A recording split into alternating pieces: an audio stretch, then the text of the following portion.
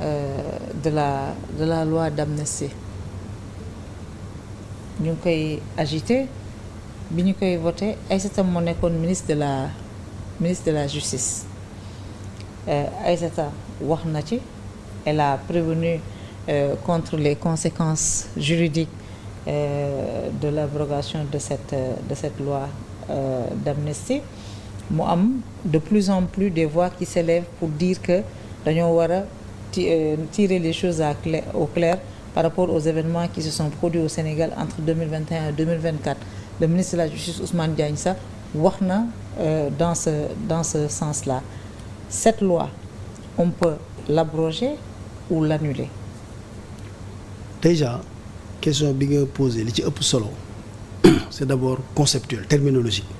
C'est impropre de parler d'abrogation de la loi sur l'amnistie. Parce que l'abrogation, c'est pour l'avenir. L'abrogation, c'est l'anéantissement juridique d'un acte pour ses effets pour l'avenir. Pour l'avenir. Alors que ici, je pense bien que les gens, c'est le passé qui les intéresse. Ouais, on n'abroge pas quelque chose qui est dans le passé. C'est comme en droit privé, on distingue l'annulation, qui est un anéantissement rétroactif d'un acte. Maanaam yow ñu signé benn contrat d'accord ñu ci ñu ne dañ koy annuler suñ ko annuler rétrospectivement li amoon yëpp dootul amati loolu la ñuy wax annulation. En droit privé, l'annulation, c'est l'anéantissement rétroactif. Sur pour l'avenir, on parle de résiliation. Résiliation, c'est pour l'avenir. Donc l'abrogation, c'est une résiliation. Donc on anéantit les effets de l'acte pour l'avenir. Autrement dit, on arrête la production d'effets juridiques de l'acte. dañ koy arrêter. Acte bi dootul li mu def nag ba fii kenn du ko laal. Mais pour l'avenir dootul amati loolu la ñuy wax abrogation. Donc déjà, c'est impropre de parler. Donc là, c'est abrogabilité. Non, là c'est annulation. Non, ouais. On doit parler au lieu d'abrogation, on parle d'abrogabilité. Non, on parle d'annulation. Non, attends, da nga ne abrogation c'est pour l'avenir. C'est pour l'avenir. Si on veut revenir sur des faits yoo xam ne dafa am dans le passé. Mais on l'annule alors. C'est une annulation. Donc là, c'est l'annulation tout bonnement de la loi d'amnistie. Oui, c'est possible. Oui, parce que c'est l'annulation qui a des effets rétroactifs. Maintenant, bon, moi j'ai entendu les débats, etc. Moi je suis pas un fan de la loi d'amnistie. D'accord, ci woon. D'accord ma ci woon. Mais solidarité gouvernementale aidant, si le président dit loi d'amnistie, parce que j'ai vu aussi que le président, il voulait la loi d'amnistie pour apaiser le pays. Il y a des ministres d'ailleurs qui s'étaient opposés, il les a enlevés du gouvernement. Voilà, exact. RTAS. Parce que, voilà, donc j'ai compris que c'était une exigence de solidarité gouvernementale. Et moi, je n'étais pas un fan de la loi d'amnistie.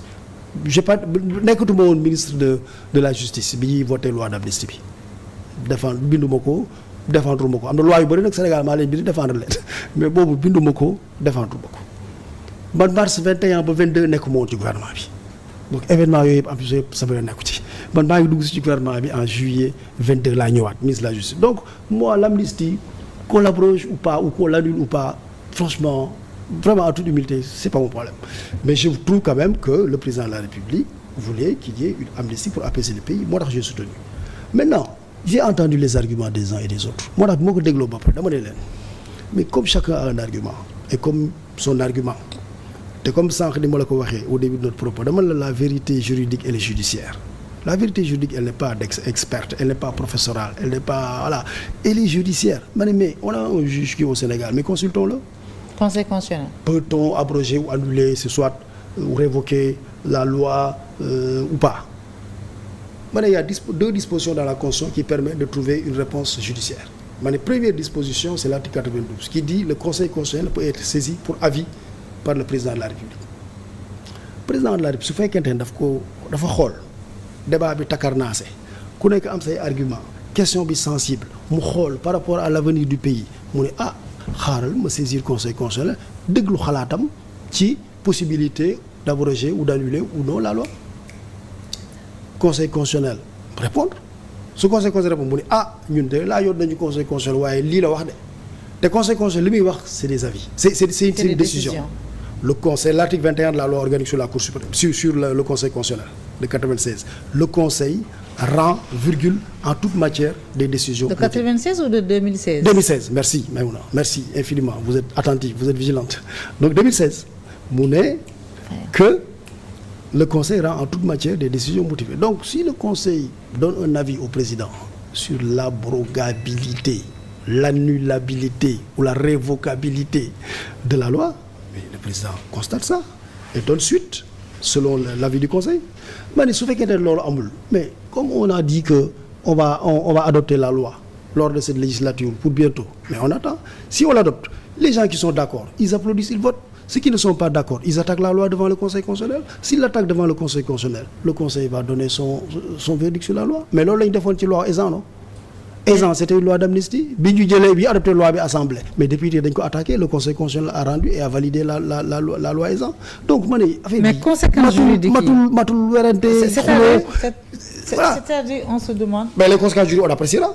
Si la loi est validée, si on considère que oui, on a validé la loi d'amnistie, mais on tire les conséquences. Si on ne l'a pas validée, on tire les conséquences. Ouais, mais pour moi, vraiment, moi je comprends, il n'y a pas de problème. En fait, xam nga équation bi fan la nekk. Équation bi fan la nekk. Dañoo voté une loi boo xam ne dafa amnistier tous les faits. Dafa permettre à plus de 1000 personnes de sortir de prison. ñu condamné woon pour crime, pour des délits mineurs. Pour des faits graves ñu bari dañ cee génn prison ñu bari mun cee dem def li nga xam ne mooy seen droit de vote ñi nekk ci candidat léegi bu ñu annuler loi bi dañuy revenir ci situation antérieure bi et je me demande mais amul quand même ñu nekk candidat non il y a beaucoup de faits mais amul ñu nekk candidat ci loi d'amnistie bi. amul ñu nekk non xam nga entre temps defuñu fii ay élections. waaw vous avez raison donc bu ñu annuler loi bi dañuy retrouver ci situation. sauf peut-être législative et encore le débat risque d'être.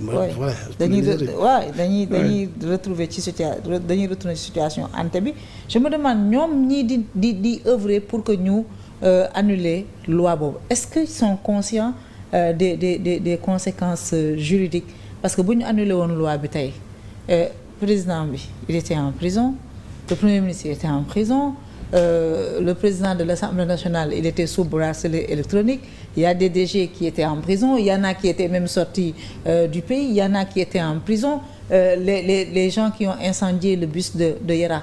Qu'est-ce qu'on fait de ce beau monde-là? Comment on va Et j'ajoute à ta liste, il y en a qui considèrent même que cette loi d'amnistie a pu profiter au Premier ministre qui a été candidat.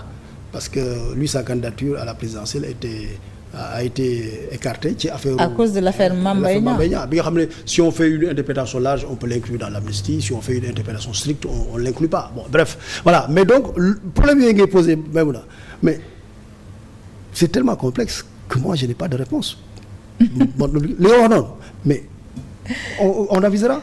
C'est-à-dire que suñu abrogé loi d'amnistie bi, mais après on gère les conséquences, c'est tout. On gère les conséquences. C'est-à-dire que suñu ne anéantissement total de tout ce que la loi d'amnistie a permis de faire. Parce que c'est ça. Parce que quand on dit abrogation, encore une fois, c'est pour l'avenir. Maintenant, attention, la loi aussi peut dire abrogation en disant léegi li jotoon am ba pare kenn du ci ñëwaat. Maintenant c'est pour l'avenir loolu encore moi je trouve ça bizarre en tout cas. parce que ñoom dañu jàpp ne loi d'amnistie bi les membres de l'ancien régime le profitaient et que dañ ko war a dindi pour que les membres de l'ancien régime ak le système de l'ancien régime mën a def face à la responsabilité pénale. En tout cas c'est une équation juridique à plusieurs inconnus. On verra quand la loi sera adoptée on verra comment résoudre toute cette équation. Mais c'est une équation juridique hein li ngay wax c'est voilà en tout cas si c'est une annulation au sens propre du terme retour au statu quo ante en tout cas l'application ou l'applicabilité de la loi pourrait poser problème mais bon on verra oui il y a pas de problème. Alors en tout cas HCCT ak Conseil économique social et environnemental dindi nañ ko carrément ci suñu armature